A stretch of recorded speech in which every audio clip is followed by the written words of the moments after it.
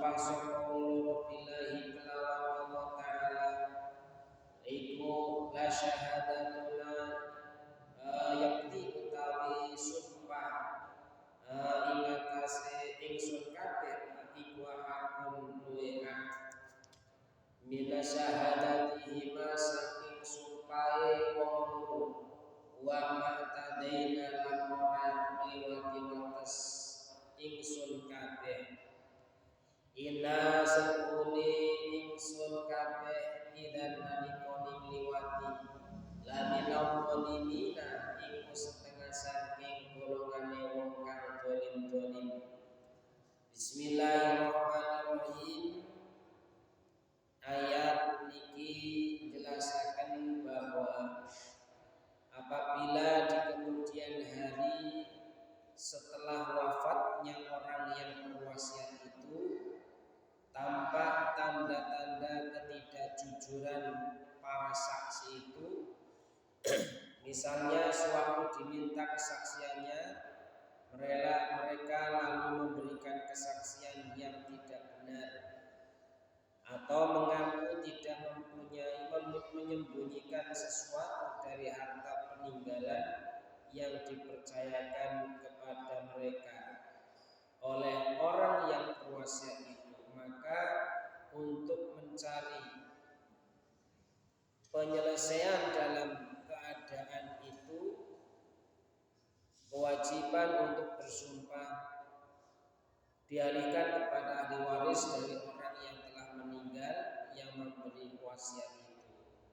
Untuk itu harus dicarikan dua orang lain yang terdekat hubungan kekeluargaannya dengan orang yang berwasiat, yaitu yang paling berhak untuk menerima warisannya. Apabila ia memenuhi persyaratan itu dapat menerima warisan seperti tidak berlainan agama atau tidak tersangkut dalam kasus pembunuhan orang yang berwasiat.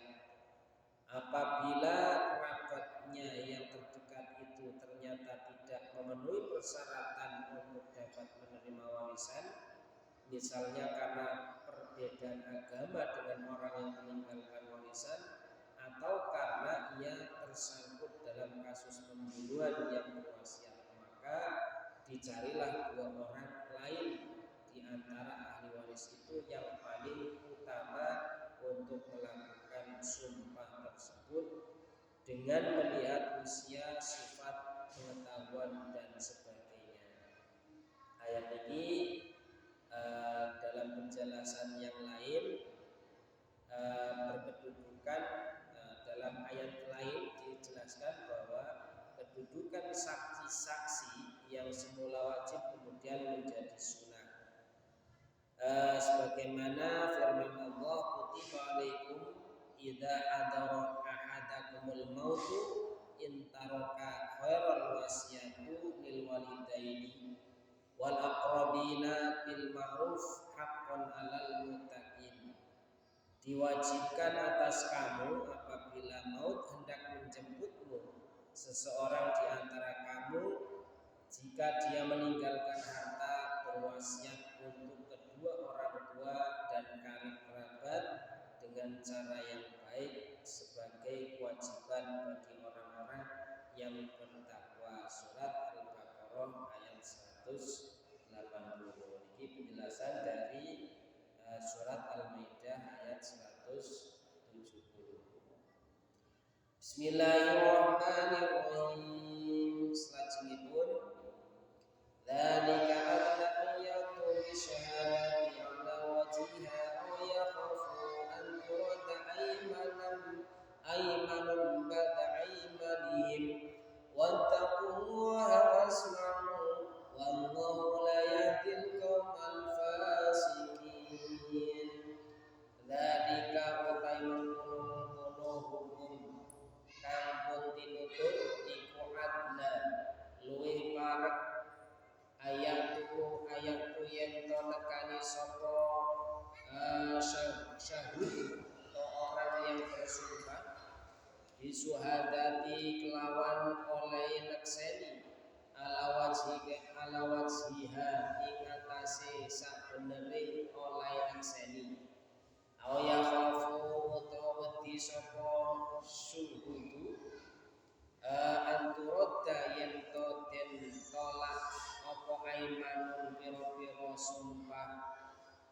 bada aymanihim sangsi sumpahe syahudu wataku lan wedya sapa sira kabeh Allah ing Allah taala wasma'u lan krungu sira kabeh wallahu tawi Allah taala iku layati ora nuduhake sinten Allah taala al-qaum ing kaum fasikin kang padha fasik kabeh. Bismillahirrahmanirrahim. Dalam ayat ini dipun jelasaken bahwa sumpah seperti yang tersebut di atas adalah merupakan jalan yang lebih dekat kepada kebenaran yang dapat mendorong orang-orang yang bersumpah itu, baik penerima wasiat maupun ahli waris dari yang bersumpah itu, agar mereka memberikan kesaksian yang benar, penuh rasa tanggung jawab serta mengagungkan Allah atau yang nama-namanya disebut dalam sumpah mereka, dan untuk lebih berhati-hati dalam memelihara wasiat dan kesaksian itu agar terhindar dari azab dan kemungkaran Allah, kemurkaan Allah, dan agar sumpah itu tidak dialihkan kepada orang lain akibat ketidakjujurannya. Pada akhir ayat ini Allah memperingatkan hambanya agar mereka bertakwa kepadanya, memegang amanah dan kesaksian, dan suka mendengarkan serta memperhatikan semua petunjuk dan ketentuannya, untuk kemudian dilaksanakan dengan sebaik-baiknya. Allah memperingatkan pula tentang kebiasaan orang-orang fasik, yaitu orang-orang yang tidak mau memegang teguh kebenaran dan keadilan. Mereka tidak akan mendapatkan petunjuk yang benar. Ini dalam ayat Al-Maidah, surat Al-Maidah ayat 108. Bismillahirrahmanirrahim. Yauma jam'ullahu rasula fayaqulu madza ajibtum qalu la ilma lana innaka anta 'allamul ghuyub. Yauma yajma'u ing dalam dina ning ngumpulake sinten Allah Gusti Allah taala rasulah ing pira-pira utusan fayaqulu mongko dawuh sinten Allah madza ujibtum madza utawi apa to iku ajibtum disembadani sira kabeh. Kala matur sapa rasul la ilma lana ora ana ilmu iku maujud lana dateng kita. Innaka sakuune panjenengan anta utai panjenengan iku alamul ghuyub dat kang ahli mirsani pira-pira barang kang samar. Bismillahirrahmanirrahim. Pada ayat ini Allah menjelaskan bahwa pada hari kiamat Allah niku akan mengumpulkan para rasul dan umatnya, para pengikut-pengikutnya masing-masing dari rasul. Hari terjadinya peristiwa itu yang disebut dengan Yaumul Mahsyar, di mana orang-orang seluruh dunia itu mulai dari Nabi Adam sampai hari ini, sampai besok kiamat itu dikumpulkan teng satu lapangan yang disebut Ora-Ora Mahsyar. Lah hari itulah yang disebut dengan Yaumul Mahsyar. Ketika itu Allah akan mengajukan pertanyaan kepada para rasul. Apakah jawaban mereka yang mereka terima dari umat-umat mereka telah mereka menyeru kepada agamanya? Para rasul tentu saja mengetahui jawaban apa yang telah mereka terima dari umatnya masing-masing, dan bagaimana tanggapan mereka terhadap seruan yang telah disampaikan kepada mereka. Meskipun tidak seluruhnya mereka ketahui, tetapi para rasul adalah orang yang sangat tinggi budi pekertinya dan amat rendah hati di hadapan Allah yang Maha Kuasa dan Maha mengetahui segala sesuatu. Oleh sebab itu dengan penuh rasa kehambaannya kepada Allah, mereka menjawab bahwa mereka tidak mempunyai pengetahuan tentang hal itu. Sesungguhnya Allah lah yang Maha mengetahui hal-hal yang gaib. Allah menanyakan kepada para rasul jawaban apa yang mereka terima dari umat yang telah mereka seru kepada agamanya. Allah tidak menanyakan kepada para rasul apakah mereka sudah menyampaikan risalah yang ditugaskan kepada mereka atau belum. Hal ini menunjukkan bahwa para rasul itu benar-benar telah menunaikan tugas mereka dengan baik, yaitu menyampaikan agama Allah kepada umat mereka. Akan tetapi sebagian dari umat itulah yang tidak menerima ajakan dan seruan dengan sebaik-baiknya. Nah, ini bijing akan dipertanyakan oleh Allah, rasul-rasul apakah sudah menyampaikan dakwahnya risalah keagaman, risalah tauhid untuk menyembah kepada Allah kepada umatnya ataukah belum. Jadi yang ditanyakan itu adalah umat namun itu rasulnya. Yang jelas ditanya seperti itu nanti umatnya akan berbeda-beda pendapatnya atau jawabannya. Ada sebagian ingkang sing manut enten sing boten manut, gini pula. Maka yang ditanyakan adalah rasulnya sebagai penanggung jawab. Bismillahirrahmanirrahim. Selajengipun idh qala Allahu ya Isa ibn Maryam adhkur ni'mati 'alaika wa ala walidatik id ayantuka bi ruhil qudus tukallimun nasa fil mahdi wa kahlah wa id alamtukal kitaba wal hikmata wa tawrata wal injil. Bismillahirrahmanirrahim. Idh qala nalika ngendika sinten Allah Gusti Allah ya Isa bin Maryam, he Isa bin Maryam, udkur ilingo sira nikmati ing nikmat ingsun alaika ing atase sira wa ala walidatika lan ing atase ibu ira it ayat tuka nalikone nguataken ingsun ing sira bi ruhil kudusi kelawan ruhul kudus utawa roh suci, bi ruhil kudusi kelawan roh suci tukallimun nasa bisa kang gunemi sira ing manungsa fil mahdi ing dalem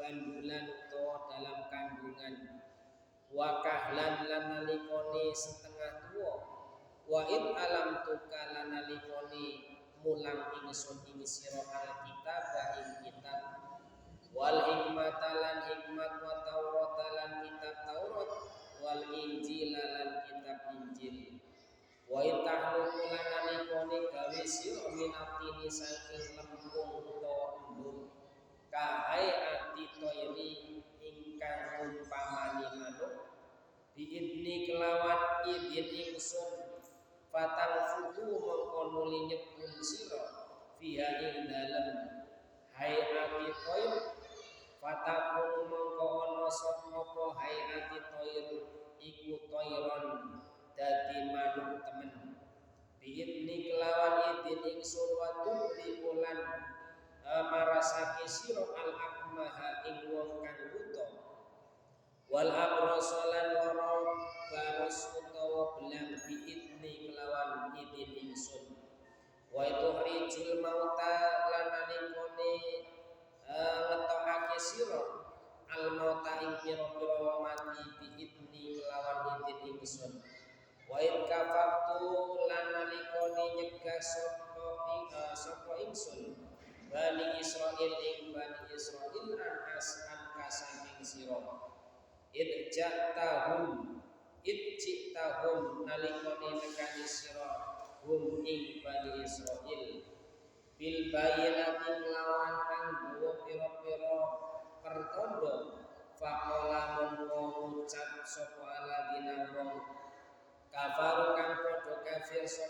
alladzina minhum saking Bani Israil in hada ora ana utawi iki illa sihrun mubin kejaba iku sihir mubinun kang pertelo. Bismillahirrahmanirrahim. Dan ingatlah ketika Allah berfirman, wahai Isa putra Maryam, ingatlah nikmatku kepadamu dan kepada ibumu sewaktu aku menguatkanmu dengan Ruhul Kudus. Engkau dapat berbicara dengan manusia pada waktu masih dalam kandungan dan setelah dewasa. Dan ingatlah ketika aku mengajarkan menulis kepadamu juga hikmah, kitab Taurat dan Injil.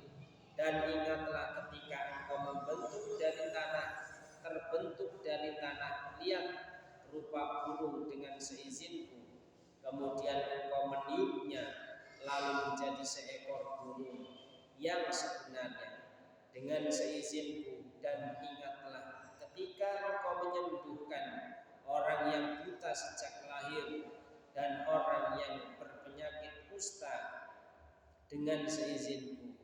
Dan ingatlah ketika engkau mengeluarkan orang mati dari kubur menjadi hidup dengan izinku. Dan ingatlah ketika aku menghalangi Bani Israil dari keinginan mereka membunuhmu, dikala waktu engkau mengemukakan kepada mereka keterangan-keterangan yang nyata. Lalu orang-orang kafir di antara mereka berkata, ini tidak lain hanyalah sihir yang nyata. Pada ayat niki dipun jelasaken tentang bermacam-macam nikmat yang telah dilimpahkan kepada Nabi Isa dan ibunya yaitu Siti Maryam. Kemudian diungkapkan kembali berbagai kejahatan Bani Israil yang pernah menuduh bahwa berbagai keterangan dan bukti-bukti yang disampaikan Nabi Isa kepada mereka hanyalah sihir belaka. Jadi dianggap sihir padahal itu adalah mukjizat. Jadi ini kita orang-orang kafir yang dianggap sihir. Nikmat Allah kepada Maryam yaitu ibu Nabi Isa ialah Allah telah menjadikannya sebagai wanita yang suci, terpilih di antara wanita-wanita di dunia untuk memperoleh kedudukan yang mulia. Nikmat-nikmat Allah kepada Nabi Isa yang disebutkan di dalam ayat ini adalah sebagai berikut. Yang pertama, Allah telah memperkuat Nabi Isa dengan Ruhul Kudus atau malaikat Jibril. Allah telah menjadikan jiwanya bersih dari segala sifat-sifat yang tidak baik. Dengan nikmat ini Nabi Isa dapat mengetahui bahwa ia lahir ke dunia dengan kejadian yang luar biasa, sehingga dengan demikian ia dapat membuktikan kesucian dirinya dan kesucian ibunya, karena Allah telah memperkuatnya dengan Ruhul Kudus atau sifatnya Nabi malaikat Jibril. Maka ia dapat berbicara ketika ia masih di dalam kandungan, masih lemah, masih berada dalam buayan ibunya. Ia berbicara untuk membela kesucian dan kehormatan ibunya terhadap tuduhan yang bukan-bukan dari kaum Yahudi. Kemudian setelah ia dewasa, ia juga dapat berbicara dengan baik untuk menyeru manusia kepada agama Allah. Tentang Nabi Isa, ibunya dan Ruhul Kudus dalam ayat ini, pendapat beberapa musafir dapat dikatakan sama mengenai mengingat nikmat, artinya mensyukuri nikmat yang diberikan kepada Isa dan kepada ibunya Maryam, dan memperkuatnya dengan Ruhul Kudus, yakni sifatnya Nabi malaikat Jibril, dan berbicara dengan orang ketika ia masih bayi dan sesudah dewasa menjadi nabi, yang menurut Ibnu Abbas seperti yang dikutip di Al-Baghawi dalam usia 30 tahun dan menjalankan tugas kenabian selama 13 30 bulan. Kemudian aku mengajarkan kamu menulis hikmah, yakni kearifan ilmu pengetahuan, kitab Taurat dan Injil dan seterusnya. Niki Allah memberikan keistimewaan kepada Nabi Isa dan ibunya Siti Maryam. Ini menjadi orang yang suci dan mempunyai kelebihan-kelebihan yang diberikan mukjizat oleh Allah Subhanahu wa taala. Yang kedua, Allah telah mengajarkan kepadanya Alkitab, artinya Isa telah dianugerahinya kepada manusia dan membaca, kepandaian menulis dan membaca, sehingga ia dapat mempelajari ilmu pengetahuan yang tertulis. Di samping itu Allah mengajarkan pula kepadanya Taurat, yaitu kitab suci yang telah diturunkan kepada Nabi Musa. Akhirnya Allah mengajarkan kepadanya Injil, yaitu kitab suci yang diturunkan kepada Nabi Isa sendiri. Yang ketiga, Isa dapat membuat dari tanah sesuatu yang bentuk dan ukurannya seperti burung. Kemudian ia meniup burung itu, maka jadilah seekor burung yang sungguh-sungguh. Artinya benar-benar manuk atau burung yang betulan, bukan dari lempung. Ya, awalnya dari lempung, tanah liat, kemudian dibentuk, ditiup, kemudian jadi burung betulan dengan seizin Allah. Artinya Isalah yang membentuk benda tersebut seperti burung, dan ia pula yang meniupnya. Kemudian Allah menjadikannya seekor burung yang hidup. Kemudian yang keempat, Nabi Isa telah dapat menyembuhkan orang-orang buta sejak lahir dan orang-orang yang kena penyakit penyakit belang atau penyakit belang, penyakit belang dengan izin Allah. Padahal di masa itu tak seorang pun tabib ataupun dokter